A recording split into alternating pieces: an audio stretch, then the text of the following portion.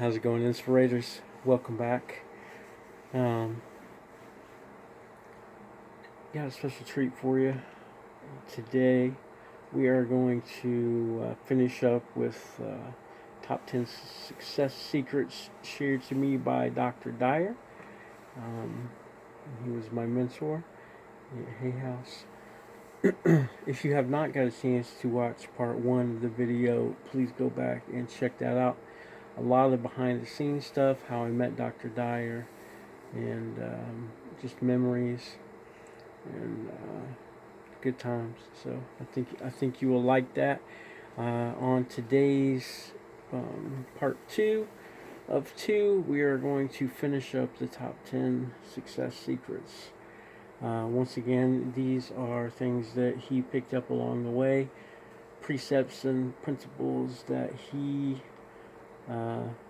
believe will give you a successful life, and what he lives his own life by, and those things that he shared with me, and I'm sure with lots of others as well. So these are not direct quotes, but these are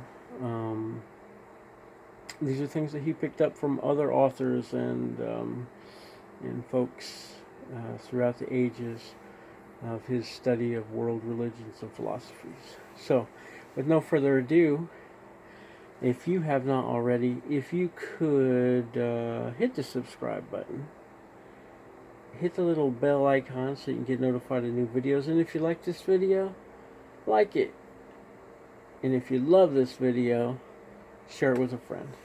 Appreciate it. Appreciate all the growth that we're seeing over on Inspir8 channel and TonyDoyleInspires.com. We do have a partner podcast as well called On the Rise for businesses, and so if that is you, also check that out. Lots of good stuff over there as well. So we are going to go ahead and get into these top 10 success secrets. So let me get this together. Once again, I do have little handwritten notes here, so could be hard. I just kind of stumbled on them and thought it'd be something you'd like to learn about as well. So we already covered the first two, so we'll just recap. So the first success secret that he gave me was have a mind that is open to everything, but that is attached to nothing. And we kind of talked about that and how profound that is, and how it deserves to be number one. Honestly. So the second one that we talked about, and like I said, you can go back into video part one and check out some of the discussion on this. But the second one is you can't give away what you don't have. Okay? Can't give away what you don't have. So you need to fill your own cup. So whatever that is, whether it's love, knowledge, wisdom, even financially, this applies to all things. So it's great. You can't give away what you don't have. And we did discuss those, like I said, in the first video. So go back and check that out. I think you'll like it. All right, so continuing along, number 3. There are no justified resentments. Super interesting that he would include this. Like I said, he did study world religions and philosophies, and he just was not a person that liked to carry blame. He not necessarily a go with the flow type of guy, but he was a guy that was easy because he wasn't just like whatever. He really wanted to figure out what was going on, why it was going on, and those things. But he was easy to let stuff go. Okay. So once again, the quote was, "There are no justified resentments." So it's an interesting phrasing, but he did believe literally there was no justification And there was really, at the end of the day, there was no reason to spend a large amount of energy trying to justify where you are, where you're not, trying to justify to other people, um, those type of things. He lived his life and definitely, um, love him or hate him, which most people love Dr. Dyer. But he did live it his own way. He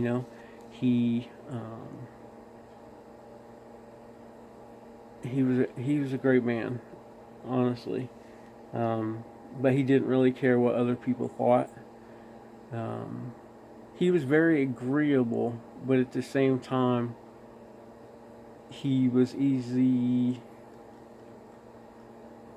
How do I say this?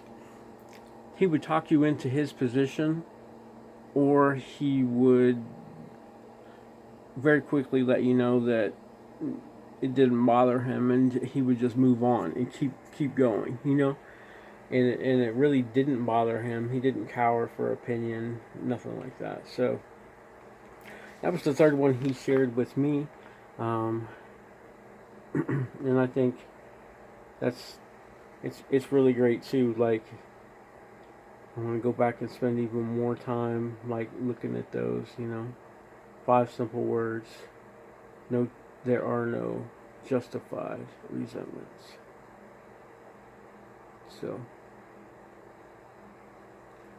super interesting. What do you guys think? Do you have anything? Comment down below if that resonates with you, and if you have any insight on that. He also does not list the author for that. At least I didn't put it here. If he did, so if you know where that original quote is from, I'd be interested in following up on that as well.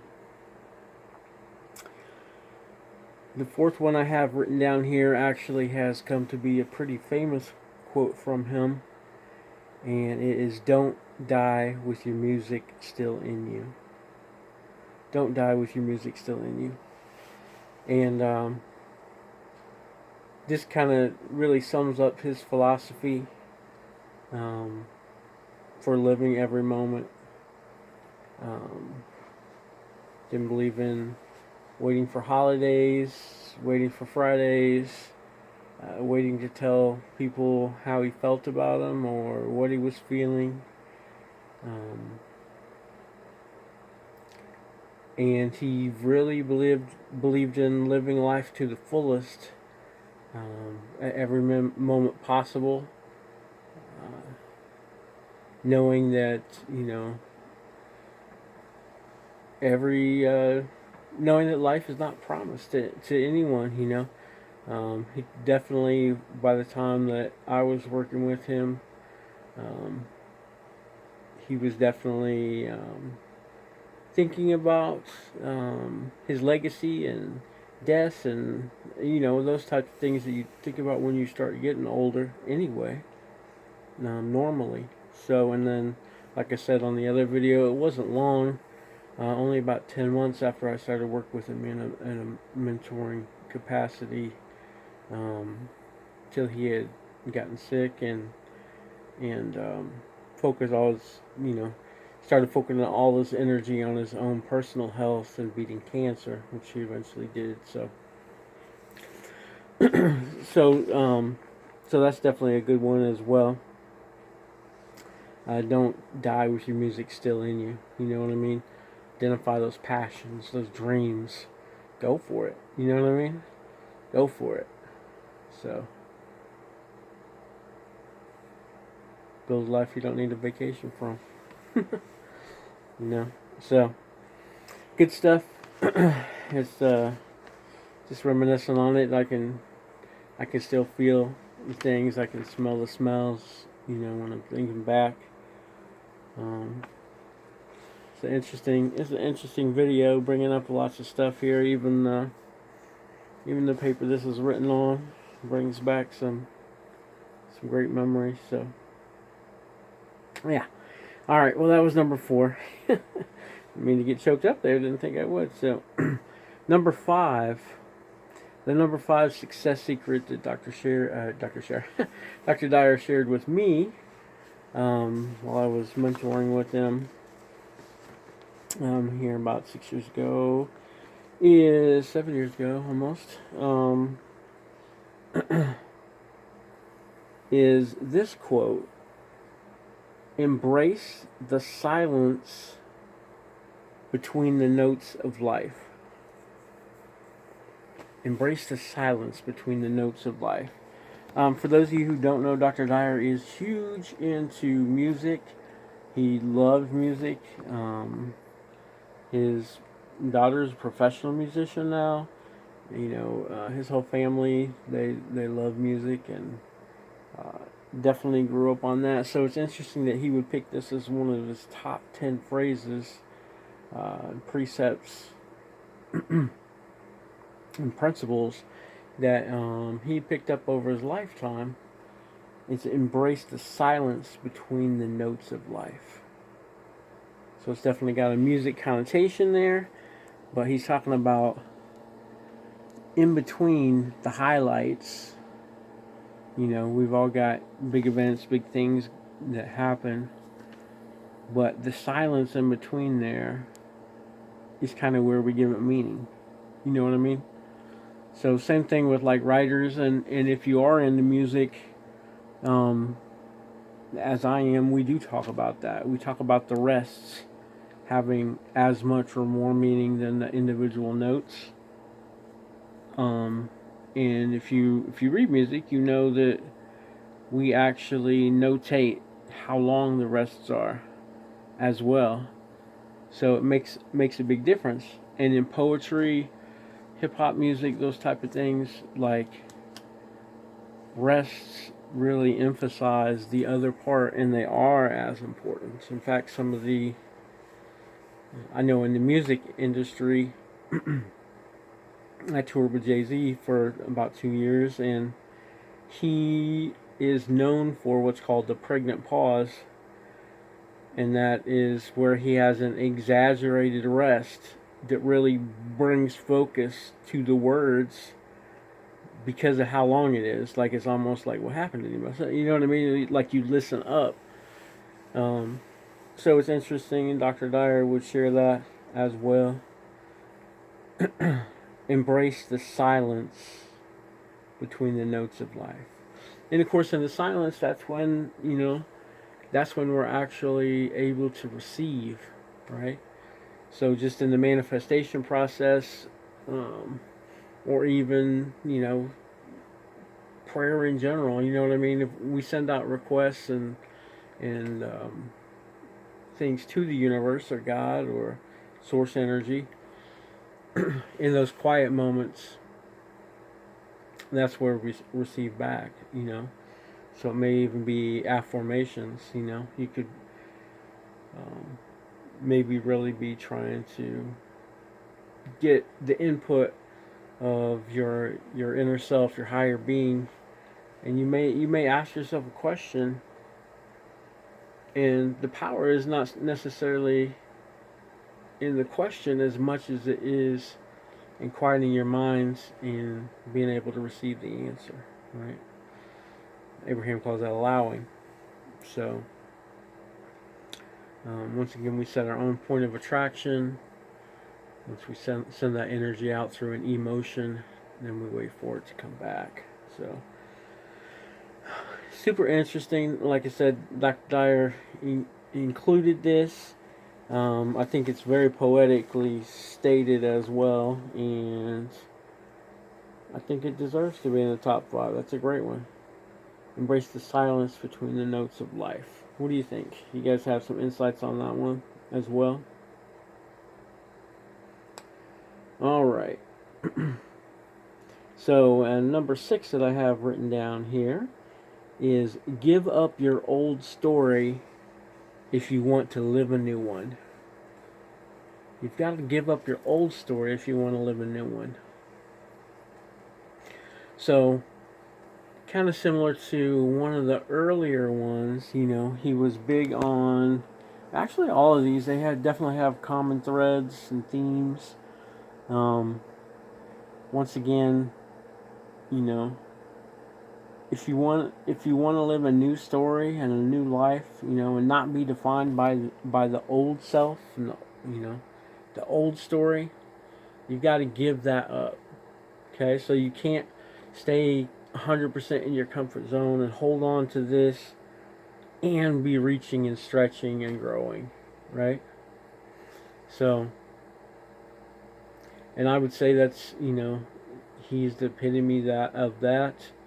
He definitely was always reaching and growing. His whole mission was to impact more people on the planet, and I think he was really good at that. Um, as I said in the other video, he really had a knack for taking the teachings of philosophers and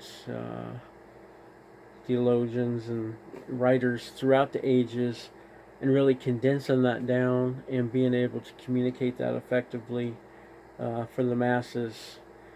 Um, did a really good job with that stuff, and really this kind of sums up why he would want to do that. It makes sense that he would include this in his top 10 precepts and principles that he had picked up. And like I said, he definitely did live it. You got to give up your old story if you want to live a new one. Powerful stuff.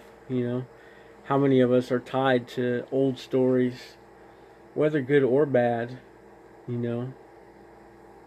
We're defining ourselves by something in the past.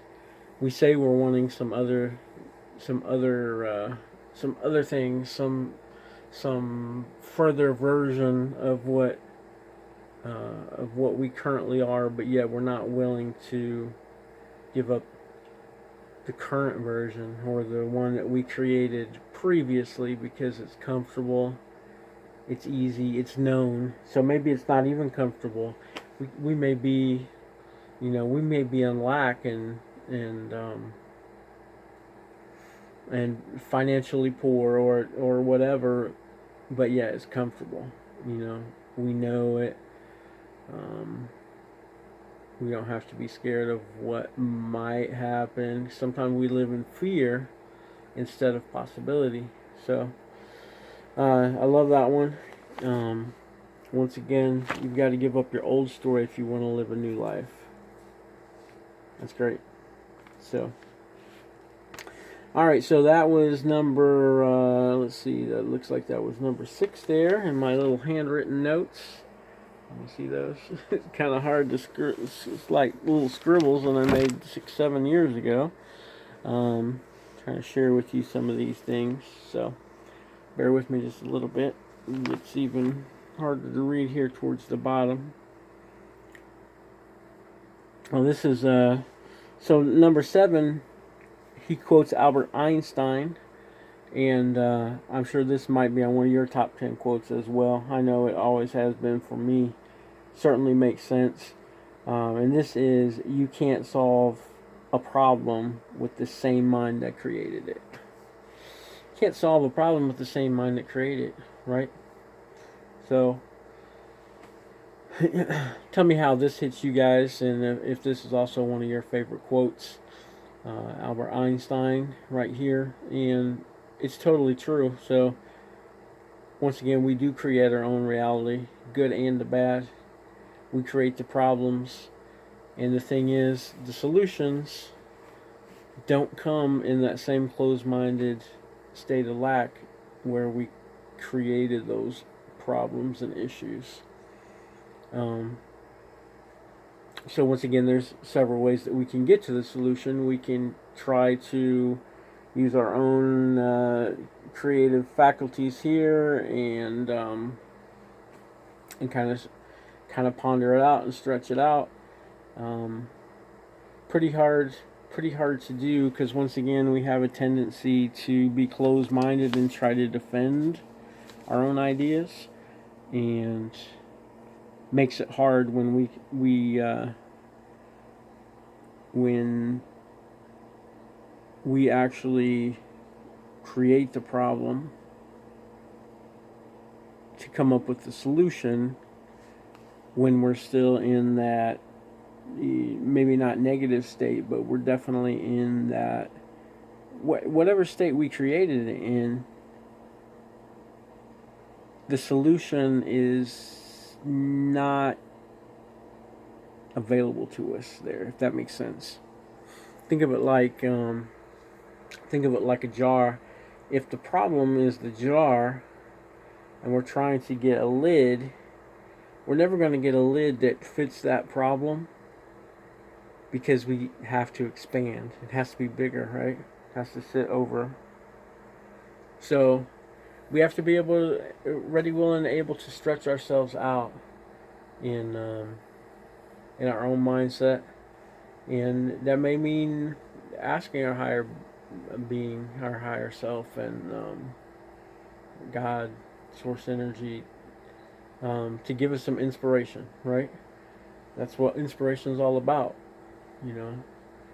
And once again, you can get that in the pauses, in the silence, if your point of attraction is right. So if you clear out all of the things, and all these start tying together, and you see how they tie together, but once you believe in the possibility of a solution, whatever the issue is, you know, we're saying problems, but obviously it could be small to big, you know, everything is the same.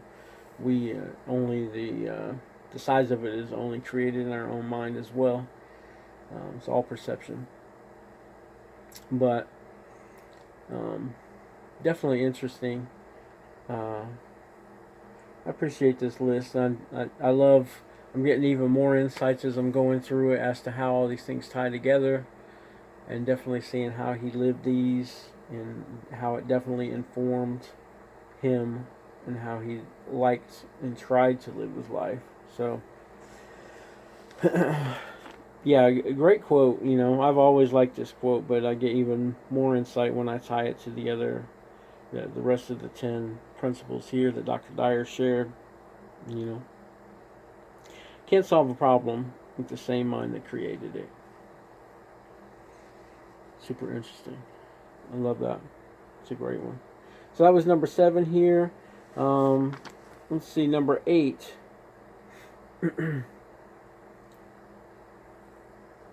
Let's see. Where is number 8? Here we go. Sorry about that. Once again, I'm I'm trying to pick up on some chicken scratches here from 7, almost 8 years ago. 6, I guess it's just 7 years ago now. Alright, so number 8 says, treat yourself as if you were already what you want to become. Treat yourself as if you were already what you want to become. This is our good friend Neville Goddard having his influence. And like I said, Dr. Dyer, and we discussed in the first video, Dr. Dyer was very influenced by Neville, and wrote a couple of different books that were keyed on acting as if, and the wish fulfilled, and those type of things. So this really sums up Neville's philosophy in a nutshell.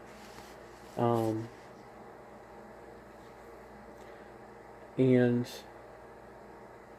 it's interesting, the similarities and the differences between that and law of attraction, which technically Neville did not believe or teach. Nowadays, a lot of the manifestation gurus do a similar thing to Dr. Dyer, where they include all these teachings in one, and it kind of gets all muddled together as law of attraction sometimes. But Neville did not teach law of attraction. In fact, he didn't really believe in universal laws and those type of things. He did believe in the God within, and he believed in, universe and those things, but not specifically in law of attraction. He really believed in law of assumption. and like I said, that kind of gets all pulled into law of attraction nowadays. But if you go back and study the original like attracts like, um, law of attraction versus, the law of assumption, which is technically speaking, we become what we believe. There's actually a difference in that. But like I said, thanks to the work of Dr. Dyer and several, other philosophers and, writers, we've kind of pulled all those precepts together, and I think much for the better. In my opinion, like Dr. Dyer's, all these masters were saying very similar things. So it's kind of interesting that, there are like hardcore camps on one or the other, not unlike the same divisions that we always like to give ourselves through religion or, nationality or skin color or whatever. Seems like we're always trying to divide instead of bring together, realize that we are all one. So anyway, interesting just what I'm coming up with here. But let me know what you think in the comments there. Go ahead and finish this up. I don't want this video to get too long for you. But number 9 here on my list. Once again, these are the principles that he had picked up throughout his life. He liked to live his life by, and he was gracious enough to share. Number 9 here is treasure your divinity. Treasure your divinity.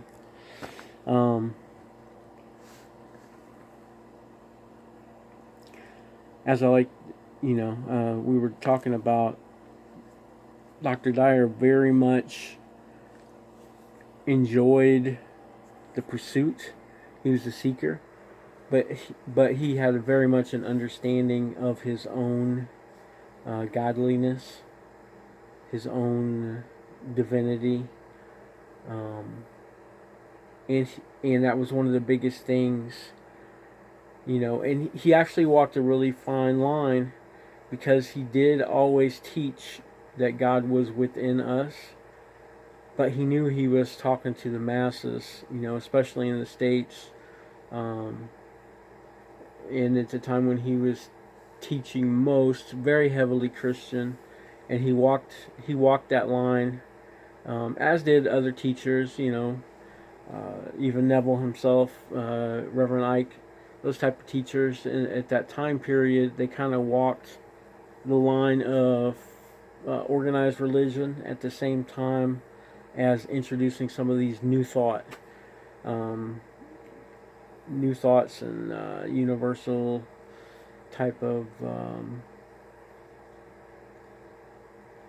not even universal laws, because, although Dr. Dyer did definitely believe in different universal laws, but more of just a philosophy, the bigness of it,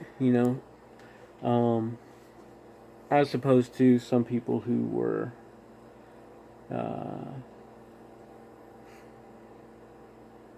maybe stuck in more their own sects and those type of things. So this is a good one. Treasure your own divinity. Dr. Dyer taught about, the God spark within. Always, really, you can look at every single book, or program he had, and he did include that always. He always, wanted us to celebrate, the God within us, and that was one of the chief precepts that he studied throughout all religion and theology, and really tried to bring together, in the voices, of other masters throughout time, and kind of tie them all up in a pretty little bow. I think he was able to do that successfully, and I think we're at where we are at shift-wise as a planet, largely in part to the work that Dr. Dyer did. I feel like a lot of the masters could have been lost to history, honestly, if it weren't for the work of Dr. Dyer and other writers who strive to bring those back to the 21st century in different ways, in ways that our ears could hear it. Great writers, great philosophers and theologians, Lao Tzu, and